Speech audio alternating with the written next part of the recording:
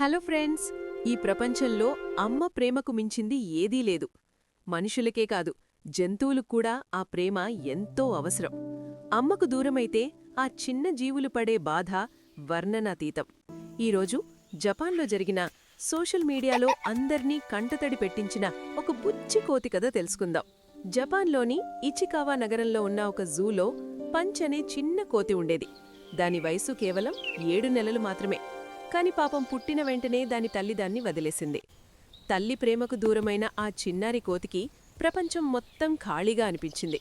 చాలా చిన్నగా ఉండటం వల్ల ఎవ్వరి దగ్గరికి వెళ్లలేక ఎప్పుడూ ఒక మూల కూర్చొని భయంతో వణికేది. చుట్టూ ఎంతమందున్నా తనకు మాత్రం ఒంటరితనవే తోడుగా ఉండేది. ఆ కోతిపడే బాధను చూసి జూ సిబ్బంది చాలా చలించిపోయారు. దానికేదైనా తోడివ్వాలని, తల్లి ప్రేమకు దగ్గరైన అనుభూతి కలిగించాలని అనుకున్నారు. అప్పుడు వాళ్లకొక ఆలోచన వచ్చింది. ఒక మృదువైన ఒరాంగుటన్ బొమ్మను తీసుకువచ్చి పంచ్ దగ్గర పెట్టారు. ఆ బొమ్మను చూడగానే పంచ్ కళ్లల్లో ఓ వెలుగు కనిపించింది. అది కేవలం ఆట వస్తువు కాదు, తన అమ్మలా అనిపించింది. పంచ్ ఆ బొమ్మను గట్టిగా హత్తుకొని తిరగడం మొదలుపెట్టింది. దాన్ని ఎక్కడికైనా తీసుకెళ్లేది. ఆ బొమ్మకు ఒరా మామా అని పేరు పెట్టుకుంది. తల్లి ఒడిలో ఉన్నట్టే ఆ బొమ్మను కౌగలించుకుని నిద్రపోయేది. ఆ దృశ్యాలు చూసిన సందర్శకులు వీడియోలు తీసి ఆన్లైన్లో పెట్టడంతో ఆ కథ ప్రపంచవ్యాప్తంగా వైరల్ అయింది. ఆ వీడియోలు చూసిన నెటిజన్లు ఎమోషనల్ అయ్యారు. చిన్న జీవుల హృదయంలో కూడా ఇంత ప్రేమ, ఇంత బాధ ఉంటుందా అని ఆశ్చర్యపోయారు. సోషల్ మీడియాలో పంచ్కు మద్దతు తెలిపారు. ప్రపంచం నలుమూలల నుంచి ప్రేమ, ఆశీస్సులు వెల్లువెత్తాయి. కాని ఆ బొమ్మతోనే జీవితం ముగియదు కదా.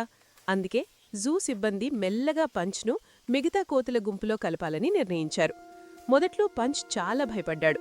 తన ఓరా మామాను గట్టిగా పట్టుకొని ఇతర కోతులకు దూరంగా ఉండేవాడు. కొత్త ముఖాలు, కొత్త వాతావరణం అతనికి భయాన్ని కలిగించాయి. కాని జూ సిబ్బంది ఎంతో ఓపికతో, ప్రేమతో పంచ్ను ఇతర కోతులకు పరిచయం చేశారు. కొద్ది రోజుల్లోనే అద్భుతం జరిగింది. పంచ్ మెల్లగా తన భయాన్ని వదిలి తోటి కోతులతో కలవడం ప్రారంభించాడు. ఆడుకోవడం, నవ్వడం, పరుగు తీయడం మొదలుపెట్టాడు. అతని కళ్లల్లో ఇప్పుడు భయం లేదు, ఆనందం ఉంది. ఇప్పుడు పంచ్ ఒంటరివాడు కాదు, అతనికి స్నేహితులున్నారు, ఒక కొత్త కుటుంబం దొరికింది. ఒరా మామా ఇచ్చిన ధైర్యంతో అతను మళ్లీ జీవితం వైపు అడుగులేశాడు. ఈ కథ మనకు ఒక గొప్ప పాఠం చెప్తోంది. ప్రేమ అనే భాష మనుషులకే కాదు, ప్రతి జీవికి అవసరం. చిన్న సహాయం, చిన్న తోడు కూడా ఒక జీవితాన్ని మార్చగలదు.